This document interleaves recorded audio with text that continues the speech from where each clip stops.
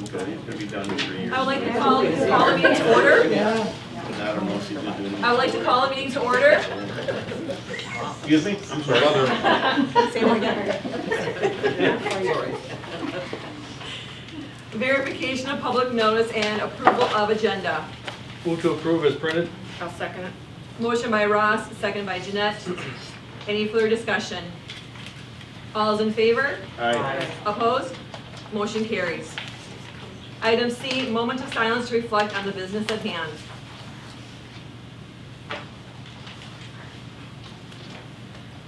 Item D, Watoma Area School District Strategic Plan Mission Statement, building positive foundations for the success of our children. Business and community involvement throughout internship, job shadowing, and mentorship. Develop marketing of the district and community through branding. Improve work and people skills. Develop parental contacts promoting school involvement. Build productive relationships with the medical field to increase the support and open lines of communication to support students with mental health issues. Item E, recognition of persons wishing to address the board. None. F, student staff presentation, the 2022 financial statements presentation. Just like to introduce you to our auditor. This is Joe Peterson. He's from Miller, Brussel, Evan, and Glasgow. There you go. Yeah. Sure. And he's just going to give you a brief overview of how our audit this last year was. Yep, there's not a whole lot to talk about. I do want to bring a couple things up, but just kind of briefly go through the financials for you. Looking at the financial statements, pages 5 and 6 are more of a full accrual basis of accounting. You guys operate throughout the year on a cash basis, so these ones aren't real useful for you guys to look at. Starting on page 7 would be more useful. The balance sheet there. Page 8 is your statement of revenues and expenses. Just want to point out there that we did have to dip into the fund balance this year. You'll see that near the bottom. Not unusual for school districts. It's been a bit unusual for Watoma, but the way the economy's going, it's just not unusual. So don't get scared by that number. You still have a healthy fund balance as a percentage of your revenues. You're still at about 34% for fund balance, which is still a very good number, but we always can't be dipping in the fund balance each year, so I just want to bring that to your attention. Pages 10 through 12 is the food service, which is doing just fine on its own, and it's good.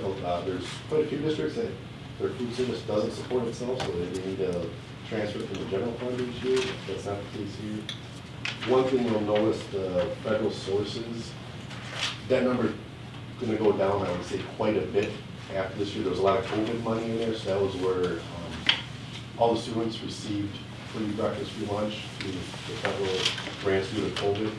That ended with the 22 fiscal year. So you'll see an increase in that line 1 where it's $55,000 of food sales. That number will jump up this year, and the federal sources will go down. Just to have to start charging the students if they still qualify for free and reduced. That still comes through federal, but you'll notice a change next year on the funding there. And then pages 13 through 44 are the notes to the financial statements, so it gives you a little bit more detail on the financials themselves. First page I want to just highlight is page 25. There was a new government accounting standards for leases, how to report leases. So basically, in the past, you just reported your leases as you made the payments. There was an expense that year. And now, the government accounting standards board says we need to treat that like a loan. I don't really like the way that's how we're doing it, but that's how we have to report it for the financial statements.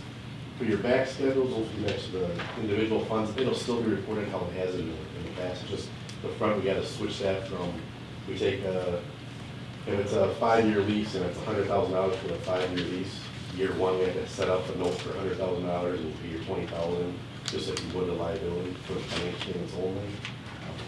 That's the real reason why for that lease change. So there's notations there.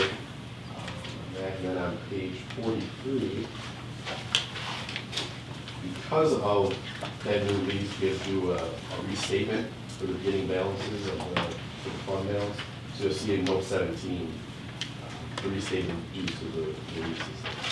Not a major thing, but it is something different that was new this year, so I wanted to bring that up for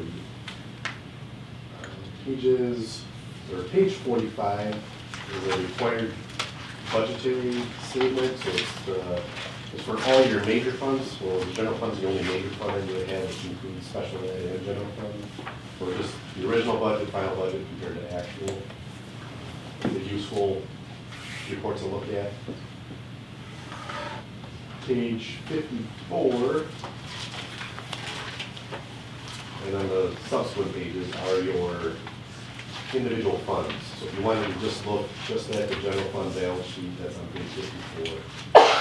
The general fund statement of revenue expenses on page 55. 56 and 57 are summary sheets for your non-major funds. So special revenue, domestic debt service, community service, capital improvement funds. And then each of those funds have their own pages following page 50 going back.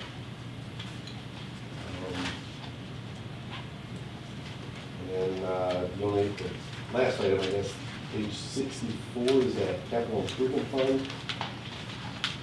That was started in the fiscal year ending 6/30/19. The monies that you're putting into there, as you know, can't be used for the first 5 years, but after year 5, you can start using those. The fund has to be in existence for 10 years minimum per DPI standards, but quite honestly, you could leave $100 in there. If there's something in year 6 or 7 that you're, if it was, I don't remember exactly what you have in your capital improvement plan, but if it was, let's say a new roof, and you need to spend money on part of that, draw that down. The fund has to stay open for 10 years, but it doesn't, there's no stipulation saying you have to keep X amount of dollars in that for 10 years. Because you can't fully draw all those monies out for 10 years. And you can't touch the money until after the 5th year from when it was started. So not this current school year, but the following school year is when you'd be able to start using that money if needed. But point of clarification on that, you could, in that 6th year, the beginning of the 6th year, you could use everything but $1, or do you have to defer? Yeah. Okay. No, yeah, you could use, if there's a. Even though some of it's only been in there for much less than 5 years, Right, it's but just it a goes- 5-year moratorium Yep. till you can start, That 5-year window starts on. from when you open it. That first fiscal year that you Yeah. open it. So the 6/30/19 was that first year. So that starts the clock. So it counts for the full year, even if it was on 6/30 that the transfer from general went into that fund to start it. But that starts that 5-year clock. Thank you. We kept it very general on what it was for. If you remember, we just said technology or other capital projects as they come up, or something like that. We kept it very, Yeah, some districts have set those up and said, we're gonna use it because we know we need to have a new gym floor 8-9 years from now as we're projecting it. Some of them are very general, say building improvements as needed or technology as needed. So yours is very broad, but you've been setting some money aside for that. I just wanted to make sure, because we're getting close to that 5-year window, so after this fiscal year, school year, the following year, when you could start using some of that money that's in there. And if there's projects that you need to draw almost all that, you gotta keep at least $1 in there for the remaining years until you hit year 10.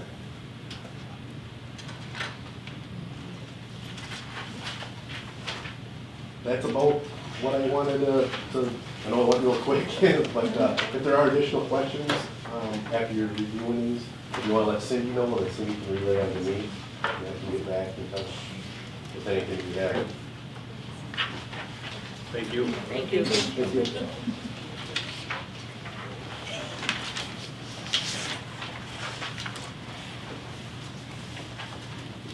Is this for the finance committee that they go through it all, the finance committee? No, we didn't. He asked you for something. Yeah. So, when you go to the budget at the, October meeting, so no, he asked you. I don't know if the North Finance Committee, like after this meeting, would we go further inside the detail of all this and get all? They have. I mean, after now, after this, the next meeting, since it's presented to us. Yeah, I mean, No, normally we haven't had the finance go through it after.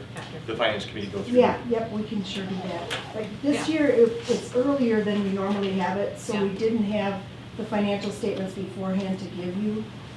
But yeah, we can Yeah. even have a listening session if you want. I think so, with Adam also being gone, part of the finance and the other finance members and too, I think it'd be important, now that that smaller Sure. group, just kind of go through and, kind Yep. of, any questions they might have, so. Absolutely. Yep. Yeah. Because technically, these financials aren't due to DCAT until Thursday, Okay, so we've already submitted them, they're off to them, so. But yeah, it's usually it's December 1st, for a number of years from now, it's December 15th that DCAT requires a PC issue, so. That's why in the past I haven't been able to be here in December. yeah, okay, We made it work this year. all right, thank you. Thank you. Yep.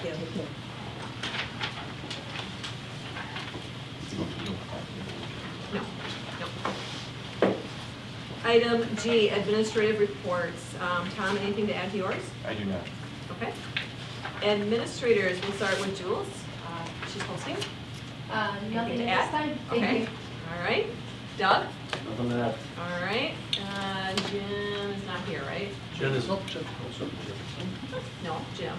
But then Oh, there's Jim. Jen. I know Jim and Jen are different. Jen, anything to add to your report? Okay. Mike? no. Okay. Adam? No. Come on, something. Got nothing. Okay. Getting coffee. You didn't bring up the chair.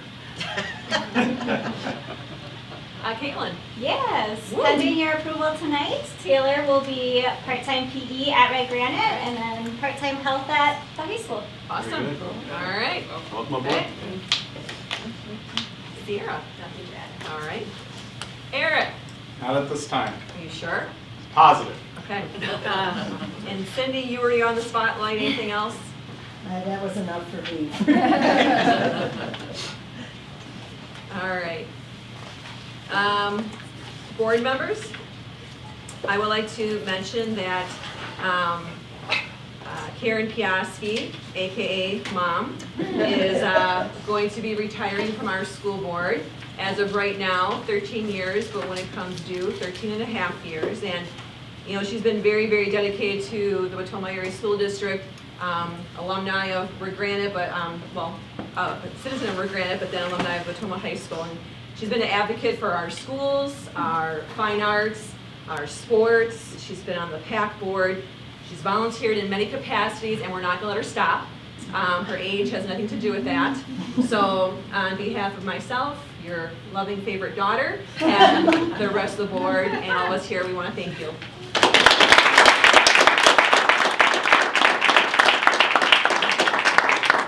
It's kind of a hard decision, but I don't have any kids in school anymore. I don't even have any grandkids in school anymore. And I still will volunteer. I'll be there for all the tournaments, be the cashier. Thank you again. It's been a ride. I'm sure those years your children went to school, you need a long recovery after that. Especially the youngest one. Especially the youngest one. Whatever. All right. Student council. So our accomplishments thus far, we had a short notice meeting during our AM flex time on Thursday, December 1st, where we had only 15 members attend due to it being a very short notice, day of, because we were supposed to have a meeting on December 8th, and then we didn't have flex time that day because we didn't have school on Wednesdays, so we just had it that day and it didn't work out. Our first bake sale of the year was November 22nd and we raised $43. Our planning upcoming and future projects. We have an upcoming bake sale dates for December 22nd, so right before break, March 2nd, and April 6th. Our budget request was approved for $25 for Gatorade and supplies. We then discussed doing a 50-50 raffle at a basketball game sometime in the new year, and we haven't picked a date for that yet. But we did pick our winter dress-up days for our final week of school before break. 8 days, I believe. December 19th, we're doing ugly sweaters. Yeah, ugly sweater day. December 20th, we're doing reindeer, Santa, elves. December 21st, it's anything but a backpack day.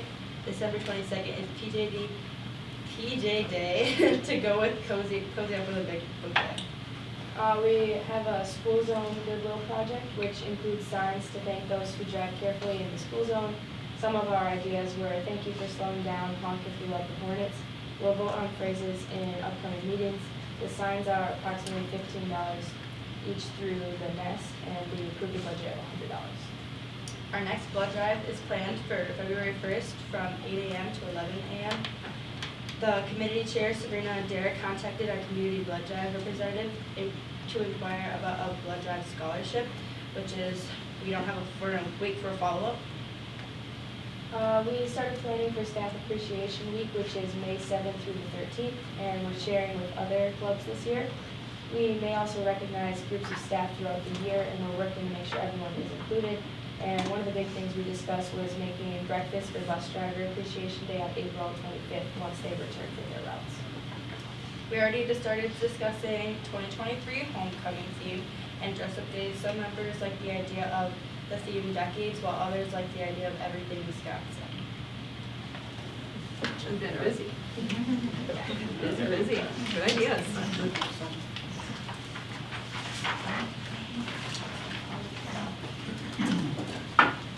Item H, consent agenda, 1 minutes. Looking for a motion to approve item 1A and B, November 14th, 2022 monthly meeting, and item B, November 28th, 2022 closed session. Second. Motion by Barry, second by Ross. Any further discussion?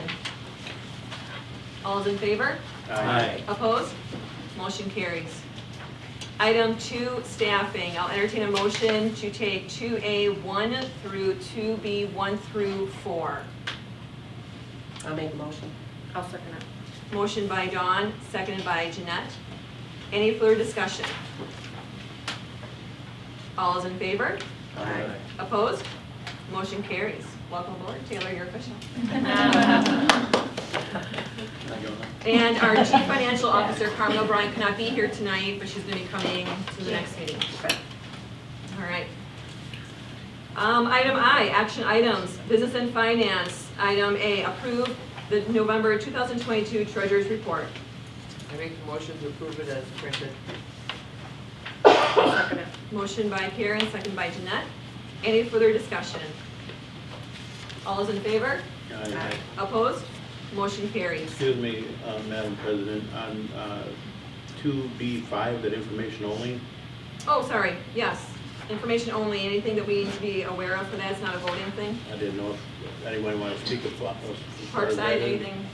No, we just, we conducted interviews, I want to say in November, after we had a 6th grade paraprofessional step down, and so Mackenzie Bishbowski interviewed, she was unanimous, and she's filled that role, Okay, so. okay, thank you, thanks, Barry. You bet, thank you. Item B, approve the vouchers and payroll. I make a motion to approve the vouchers and payroll as printed. I'll second. Motion by Karen, seconded by Dawn. Any further discussion? All is in favor? Aye. Opposed? Motion carries. Item C, ratify the fiscal year 2022 financial statements. That's what we have right here, we just went through that. I'll move to approve as printed. I'll second it. Motion by Barry, seconded by Karen. Any further discussion? All is in favor? Aye. Opposed? Motion carries. Item 2, policy A, consideration of the initial resolution authorizing general obligation bonds in an amount not to exceed $41,300,000. So, by rule, I need to read this resolution to you. After I read the resolution, then we can look for a motion in a second, and then there'll be a roll call for vote. So as Nicole stated, this is the initial resolution authorizing general obligation bonds in an amount not to exceed $41,300,000. Be it resolved by the Board of Education of the Wautoma Area School District, Waushara County, Wisconsin, that there shall be issued pursuant to Chapter 67 of the Wisconsin statutes, general obligation bonds in an amount not to exceed $41,300,000 for the public purpose of paying the costs associated with the construction of a new elementary school, to include acquisition of the land for construction of the new elementary school, removal of the current Riverview Elementary School and site restoration, construction of the new elementary school, acquisition of related furnishings, fixtures, and equipment, and any professional fees and expenses associated with the acquisition, removal, design, construction, adopted and recorded this the 12th day of December 2022. So looking for a motion and a second, please. So moved? Second. Motion by Ross, seconded by Barry. Any further discussion before we take roll call? Just so you're aware, these were written by Tony Rennie, this one and the next one. Once, if these are approved, they get placed in the paper as is with the signatures on them. And then we also, Cindy and I will go on to the Wisconsin DPI website for the second one, and we have to input that one in on the DPI website. And then Katie will also send them to the county to be placed on the ballot for the April election. Roll call? Nicole Lear, Yes. Jeanette Tome, yes. Ross Peterson, Yes. Karen Biaski, Yes. Barry Mastercola. Yes. Dawn Peterson, Yes. Adam Henning. Motion carries. Item B, consideration of resolution providing for a referendum election on the question of approval of a resolution to authorize general obligation bonds. Okay, this one's a little longer, all right, so bear with me here. All right. Resolution providing for a referendum election on the question of approval of a resolution to authorize general obligation bonds. Whereas the Board of Education for the Wautoma School District, Washera County, Wisconsin, the district, has heretofore duly adopted a resolution titled Initial Resolution Authorizing General Obligation Bonds in an amount not to exceed $41,300,000, the bonding resolution. And whereas the Board of Education deems it to be desirable and in the best interest of the district to direct the district clerk to submit the question in the bonding resolution to the electors for approval or rejection at the regularly scheduled election to be held on April 4th, 2023. Now, therefore, be it resolved by the Wautoma School District Board of Education as follows. 1. Referendum election date. The district clerk is hereby directed to call a referendum election to be held in the district at the regularly scheduled general election to be held on April 4th, 2023, for the purpose of submitting to the qualified electors of the district the proposition of whether the bonding resolution shall be approved or rejected. 2. Election notices and supplies. The district clerk is further directed to prepare all required election notices and provide election officials with all necessary election supplies, including ballots, if and to the extent required by Wisconsin Statute 121.913C. 3. DPI notice. Pursuant to the provisions of the Wisconsin State Statute 121.913A, the district clerk shall notify the Wisconsin Department of Public Instruction, the department, of the date of the referendum election and shall provide the department with a copy of the bonding resolution within 10 days after its adoption, and shall further certify the results of the referendum to the department within 10 days following the election. 4. Filing of resolution. The district clerk is directed to file this resolution, ballots, and any other necessary election supplies with the official or agency responsible for preparing the ballot for the election no later than 70 days prior to the election on April 4th, 2023, as required by Wisconsin Statute 121.913C and 8.37, adopted and recorded this the 12th day of December 2022. Just looking for a motion and a second. I'll move to approve. I'll second. Motion by Barry, seconded by Jeanette. Any further questions or discussion? Looking for a roll call, please. Nicole Lear, Yes? Jeanette Tome, yes. Ross Peterson, Yes. Karen Biaski, Yes. Barry Mastercola, Yes. Dawn Peterson, Yes. Adam Henning. Motion carries. All right, All right, we're official. well done. All right, Move forward. okay, yeah, excited. Item C, approve the chief financial officer job description, first and second consideration. So as we were going through the hiring process, Jewel and Cindy and I for Carmen, looking at the CFO job description was outdated a little bit. And so we just had some minor corrections. I don't have a copy with the corrections on them. I don't know if we know what they were. They were minor in nature, but just looking for first and second consideration to update the CFO job description. Do you recall, Cindy, what, or Jewel, sorry. I feel like it was 2 items. Yeah, one of the things we included that the chief financial officer does the written evaluation for all business office staff and the food service director. That was in there kind of, but it kind of separated out the food service director when really that is the food service, or the chief financial officer's staff is those people. Let's see. We also removed some language from the maintain asset management program Right. records, which Yeah, that used to be a really much bigger deal because it was, the threshold was $300 and now it's $5,000.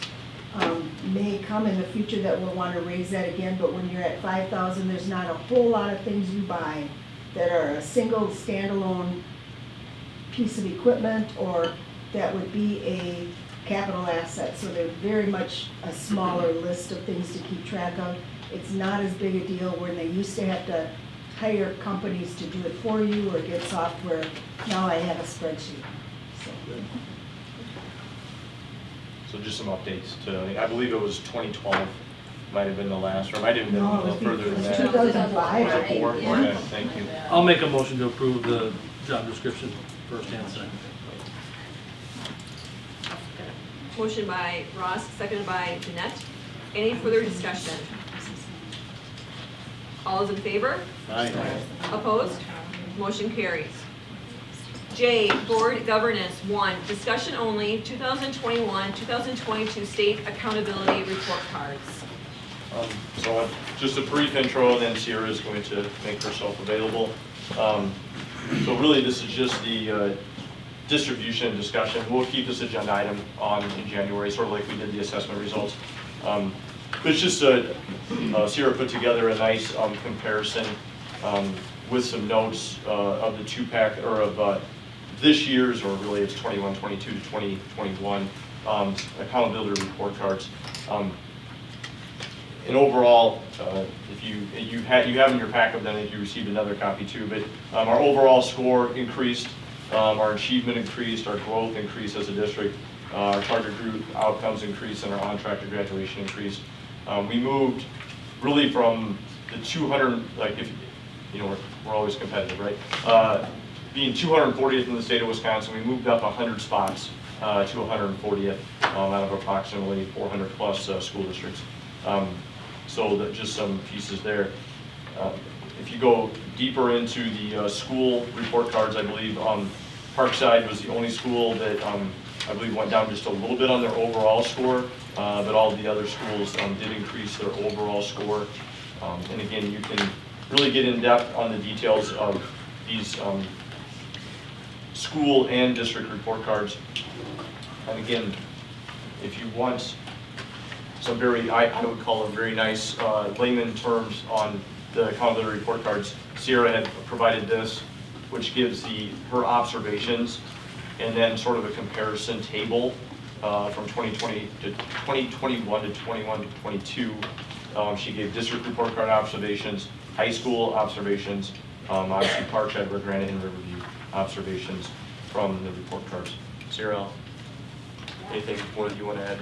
Yeah, just a reminder, I put on the top of the cover page of the document that I gave you, just a reminder on how the calculations have changed. Last year, if you recall, the closing gap score was replaced with the target group score, which impacted our calculations primarily at our two elementary schools in terms of how those were calculated. So I just put that reminder there, because I think sometimes we want to compare these from year to year, and that really became a change, large change last year. So just a reminder, that's not new, but was different last year, and I wanted to keep that in the forefront of our mind. And then like Tom mentioned, there's a table and then a narrative kind of comparison for you to look at for the district as a whole, and then overall for each school. Keep in mind that our report card weighting is also dependent on our economically disadvantaged numbers in the district. So even from year to year, growth might be weighted less and achievement might be more, or vice versa, depending on those values and the school. So that's included at the top of the report card observations as well. For example, in our district, our growth weight went down while our achievement weight went up. And that can make it also an interesting thing to keep in mind when you're looking at one year to the next, in terms of the calculation percentages are not always equivalent from year to year. But overall, I mean, we were very happy and excited with the results. I think our district has a lot to celebrate, specifically in the growth category. If you'll look across the report cards and as a district as a whole, we took our kids where they were and we really did grow them, and our report cards really give evidence to that, and I think that's something that is kind of my biggest takeaway of celebrating. And just to note, that was across the district as a whole, if we look at the district, across all subgroups. So it's not like we're growing some kids but not others, we're really taking all of our students and growing them forward. Other places, the percentage that track to graduation, our achievement, all of those areas went up. I did give you the numbers of how the score went up as well as the percentile rank. Tom talks about comparative percentile rank, kind of shows you, how much of a jump we made comparative to other districts in terms of our placement overall. So I'd encourage you to kind of look at those percentages as well. I think that gives you a nice clear picture of how we moved in terms of our placement. Tom mentioned we moved from 226th place to 140th if you took all the districts in the state. I think that's something, again, that's a jump of 86 spots if we put all the districts in order. Again, something to celebrate. Within CISA 5, we are ranked 7th out of the 34 districts in our CISA. So that's another comparative that I looked at. I also did quite a bit of filtering to try to find other comparable districts outside of our CISA, across the state. So districts that had similar enrollment to us as well as similar economically disadvantaged numbers were kind of the two metrics that Tom and I decided to use. And we were above half, or in some buildings, closer to the top of that ranking when trying to find schools of similar demographics, right? Which is always challenging. You're never gonna find a perfect district that matches what we have here. But when we tried to find comparative districts, we were happy with where we were in those rankings as well when we narrowed it down from the whole districts of the state. So I'm happy to clarify questions about calculations, questions about specific things on the district report card or the state report card as a whole. If you look at the district table, everything, for the most part, you'll see all the positive changes. Just one note, dual enrollment, and Jennifer can speak to this as well, but we did make the determination that it was better for our students to no longer offer our financial planning course as a dual credit because of the course content restrictions that Fox Valley was putting on us. So that change in dual credit offerings, taking the dual credit off of that course, is why that number was decreased. So we made a decision in the better interest of our students to make that course applicable to them, but then that decreased those numbers. So just kind of so you have the background of that story with dual credit offerings, it wasn't less participation, it was just a decrease in that cost. So like I said, if you have questions now, I'm happy to help answer them. Otherwise, like Tom said, we'll put this as a item for further discussion at the next meeting, if that's preferred. I think just an interesting thing to look at is, and Alex here would attest to this, if you look at page 5 of the district, and you can get in deeper into the schools, but of the actual report, so it looks like this. So it's the growth indicator, and 3 is sort of what's expected, but if you look at ELA and math, and again, this is district-wide, all of our numbers are to the right of that 3. And if we talk about how we've been concerned about math, you can see that math had no numbers at 3.0 or less. They were all above 3. ELA a little bit stronger.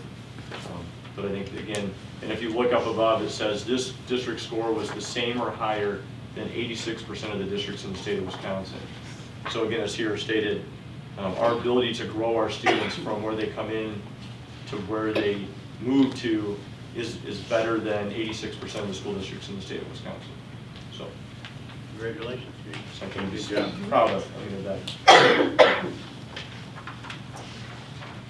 So it'll be on the agenda for the next meeting, so keep the packet, review it and so forth, and then we'll bring it back to the next meeting if there's any further questions that we need to have clarified.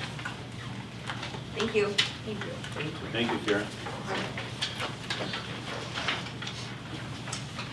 Item 2, information only, board review of school violence drills. So you have 2 documents in your packet. Well, you have 2 documents, but you have a sort of a comprehensive table of all the drills that have been done so far in the schools. Again, that's just for your review.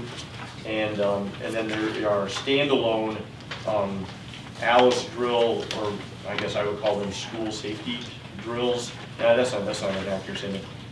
Because fire drills are school safety drills. I think the softer way to put it would be Alice drills, school intruder drills. So you can see that there has been one done at each school this fall, and the principal signed it. I'm going to sign it. Nicole will sign it, and then I will upload those in to the Office of School Safety website so they can see that drills have been done. This doesn't mean that more drills aren't to come. This is just what's been done in the fall. We have to report by January in that website. So just again a summary of what drills have been conducted so far this year and what school intruder Alice drills have been done to date. Question, Tom, when we do our Alice drills, do we do anything coordinated with local enforcement when we do it? I mean, are they involved in it as well? Correct, they are. Yeah. I think every building, if I'm correct. Very good, thank you. Any further questions on that, no? All right. Item 3, discussion only, legislative update. Talked to Senator Baldwin's office. She was in session all this week. She still is in session, well, not state session. She has some council items to do. But they have not actually been in session. The next thing really that's going to happen is on the 3rd, I believe they take their oath of office, all the new entries. They're taking seats. And at that point, things will be in the works as far as discussion on upcoming items. So really nothing to report as of the last meeting. I don't know if Tom has heard anything through the grapevine, but nothing from my end. I think there's just a lot of discussion about what kind of negotiation is going to take place with the budget. What one party wants and what the other party wants, and how I think there's going to be some kind of compromise. I don't know how long it's going to take, but I hope they can make that decision sooner than later for the betterment of schools. I think our governor is going up to Green Bay currently in the near future to go up and maybe even today to have discussions on the budget up there. So I think there are people that are stating from the governor's perspective of like, you know, maybe it's time to give a little bit on the school choice and just say, you know, let's make it wide open. If that's going to free up monies for all public schools, then let's just get it done. Mm-hmm. We'll see if that occurs. Yep. Yep. All right. Item 4, District Administrator Report, the distribution of the 2023-2024 district calendar. You guys have that, Trey? Oh, yeah. So not a little bit different than the current year that we're in. The admin team worked on this together. I would say the primary difference is in August. We always had the new teachers come in like the 15th, 16th, 17th, for example, of August. And then they were here the next week with the full staff, and then here the following week with the full staff. So rather than have the new teachers there for like 3 straight weeks and sort of bombarding them, and maybe giving them a little extra time, we sprinkled in new teacher days over the last 2 weeks. So if you see the new teachers are here on the 21st of August, and then they're with the whole staff, 22nd, 23rd, 24th, and then the whole staff is gone on Friday, but the new teachers will be around on the 25th. New teachers come back on the 28th. Whole staff then 29th and 30th. So whole staff is here for 5. New teachers are here really for 8, but they do it over a 2-week period, not over a 3-week period, because they're probably going to be around anyway, so it's better just to get it done and again not bombard them. So that 15th, 16th, 17th, they're so fried. I don't know if that's the correct statement to make, but they're definitely they're tired by the end of that, and then throwing them right back in the mix again with the whole staff. So we thought maybe this would be a better way to sprinkle them in. C is starting school on September 5th. We could start on Friday the 1st. We felt like that wasn't effective, and that was we thought that was nice for families and for staff to have off the 31st, the 1st, that Saturday, Sunday, and Monday. So really a 5-day break before the school year starts on the 5th. So we go through the normal school year. Christmas is short, the Christmas break, just how it falls. But it's no different than this year. For example, this year we get off on Friday before Christmas Eve, but we're back on Monday. Next year, we'll go right up till that Friday, and then we're off on Monday. So it's the same amount of days. Would it be nice to extend that all the way through or extend it deeper? It would, but if you're going to do that, then on the back end, you have to push it into June, which then impacts Camp Parkside. So we feel like we have, the way we've crafted the schedule recently with having that nice break in November, the nice break at Christmas, coming back with spring break in March, there's some nice breaks in there that break up about every 2 months, so that we can get through that. You'll see that Good Friday is the 29th of March, and that the first is a PD day. Another change, another significant change, all buildings have decided they want parent-teacher conferences on the same day, and they want them at 9 weeks in, not 6 weeks in for the elementary. So if you look at November, conferences are the 2nd, 3rd of November, nothing in October. They would have been the end of March, but Good Friday and that in-service day throw them off. So we've kicked them to the 11th and 12th of April. So again, that breaks up things for the spring. So the 11th and 12th of April will be the spring parent-teacher conferences. Nothing in February like we've had in the past. And then we have graduation on the 25th. Last day of school is the 30th, and then teacher check-in is on that 30th. 31st, that allows us to mobilize and get everything over to Parkside for Camp Parkside. And then Camp Parkside is the 3rd of June to the 28th of June. Again, lessons that we've learned over time is that keeping Camp Parkside away from that 4th of July is the best you can do. You get around the 4th of July and everybody disappears. So that's why we don't want to push the school year further into June, just for that fact. So this is just for you to look at. We'll bring it back as a to be voted on in January. If you have any items you'd like to see or discuss, you can email me, or we can discuss them in January, and then we could approve it with amendments, if there's something you want to change. All right, sounds good. Board suggested future agenda items. One thing that we've done, we did 2 years ago, not last year, correct? Correct. Okay. The annual board development tool of the school board, the school perceptions survey. And quite a few years ago, we did it individually, but then 2 years ago, and even 3 years ago, we decided to do it as a team, just because of the clarification, the way the questions were worded, and we wanted to talk through things.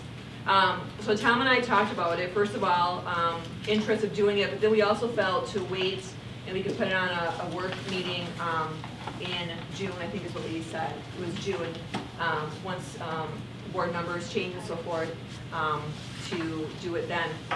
So are we okay that we would move it to June and do it, of the school perception survey? Yeah.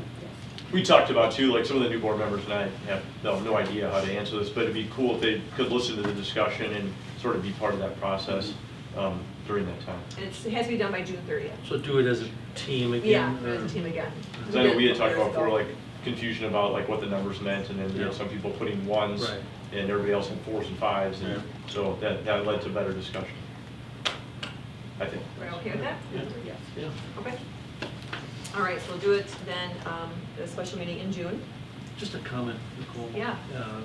Tom, more to Nicole, is if we have outgoing board members, should we have some sort of a discussion, meeting, exit, unloading interview? I mean, just maybe one of those things where, listen, I've been on the board for 13 and a half years, and what about this, this, and this? I never really gave much thought to it. I mean, just to get some value out of all the time that people have been on the board, permission to speak freely, Yeah. right?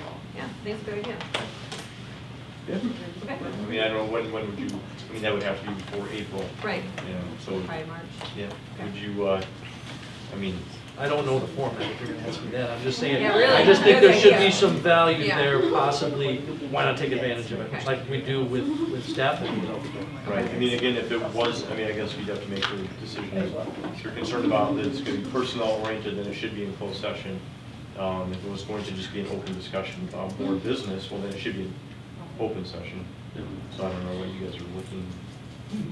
I don't know. I'm just thinking of if someone's been on the board for a period of time and they lose an election, it's like, thank you, and they're gone, maybe there are, I don't know what the format could be. Could that be a meeting with the board president?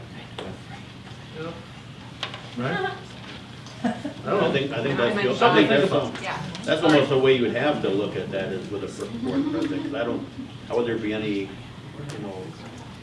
open discussion, open dialogue with the rest of the board members. Yeah. But there may be negative Yeah. thoughts Sure. or positive. Yeah, no, I'm not saying negative. We'll look into it. Yeah. Yeah, and if Just you- give it some thought. And if you have the individual and the board president, you don't have to post the meeting. Right. Then it's a set down, you could have myself, Just the can't- incoming district administrator could be there. Yeah. You just can't have a quorum. Right, Right. Correct. all right, yep, we'll look into that. Anything else for board suggested future agenda items? Please let Tom know if there is. Our next monthly meeting is on Monday, January 9th, 2022 at 6:15 PM. 2023. And the Parkside School Library, Katie. Katie. Ooh, we're going back. Oh, my, I never thought she'd be. Wow, that's the first one. Oh, it'll be better next year. Okay. It'll be better. Item L, adjourn to closed executive session for a session before the governmental body pursuant to the exception of closed sessions under Wisconsin statute section 19.851A. Deliberations concerning one case which was the subject of any quasi-judicial hearing before the board, and section 19.851F. Consideration of financial, medical, social, or personal histories or disciplinary data of specific persons for the purpose of reviewing an order of expulsion and take action as necessary. B, consider financial, medical, social, or personal histories or disciplinary data of specific persons, preliminary consideration of specific personnel problems, or the investigation of charges against specific persons, except where Part B applies, which, if discussed in public, would be likely to have a substantial adverse effect upon the reputation of any person referred to in such histories or data, or involved in such problems or investigations. 19.851F. Roll call, please. Nicole Lear, Yes. Jeanette Tome, yes. Ross Peterson, Yes. Karen Piaski, Yes. Barry Mesterkovic, Yes. Adam Heddy, Dawn Peterson. Yes. Hey, Merry Christmas to all you guys. Yeah. Happy holidays. We're gonna go right over here, guys, on